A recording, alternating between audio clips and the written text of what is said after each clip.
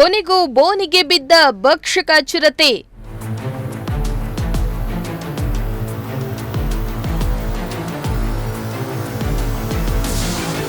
ಚಿರತೆ ಸೆರೆಯಿಂದ ನಿಟ್ಟುಸಿರು ಬಿಟ್ಟ ಗ್ರಾಮಸ್ಥರು.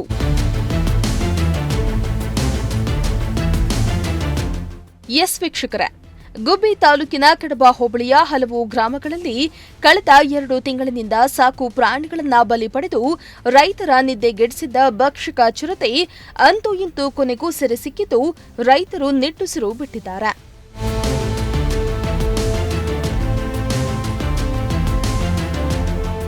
ಹೌದು, ಕಡಬ ಹೋಬಳಿ ಮಂಚಿಹಳ್ಳಿ ಗ್ರಾಮದ ಬಳಿ ಸುಮಾರು 5 ವರ್ಷದ ಗಂಡು ಚಿರತೆ ಅರಣ್ಯ ಇಲಾಖೆ ಸಿಬ್ಬಂದಿ ಅಳವಡಿಸಿದ್ದ ಬೋನಿಗೆ ಬಿದ್ದಿದೆ. ಈ ಭಕ್ಷಕ ಚಿರತೆ ಕಳೆದ 2 ತಿಂಗಳ ಹಿಂದೆ ಕಡಬ ಹೋಬಳಿ ಕಾರೇಗೌಡನಪಾಳ್ಯ ಗ್ರಾಮದಲ್ಲಿ 2 ವರ್ಷದ ಕರುವನ್ನ ಬಲಿ ಪಡೆದಿತ್ತು. ನಂತರ ಇದೇ ಹೋಬಳಿಯ ಬ್ಯಾಡಗೆರೆ ಗ್ರಾಮದಲ್ಲಿ ಕರುವನ್ನ ಎತ್ತೊಯ್ದು ಬಲಿ ಪಡೆದಿತ್ತು. ಗ್ರಾಮಸ್ಥರು ಮನೆಯಿಂದ ಹೊರಬರಲು ಭಯಪಡುವಂತಹ ಭೀತಿ ಉಂಟಾಗಿತ್ತು. ಅಲ್ಲದೆ ಆಗಾಗ ದನ ಕರುಗಳ ಮೇಲೆ ದಾಳಿ ನಡೆಸಿದ್ದ ಚಿರತೆಯ ಉಪಟಳ ತಪ್ಪಿಸುವಂತೆ ಅರಣ್ಯ ಇಲಾಖೆ ಚುರುಕುಗೊಳ್ಳಬೇಕೆಂದು ಗ್ರಾಮಸ್ಥರು ಆಗ್ರಹಿಸಿದರು.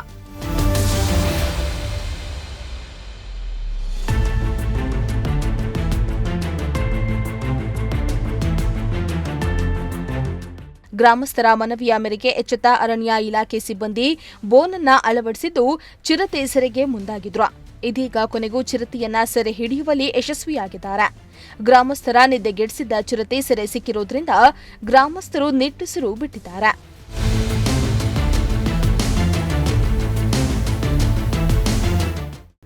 ದೇವರಾಜು, ಪ್ರಜಾಶಕ್ತಿ ಟಿವಿ, ಗುಬ್ಬಿ.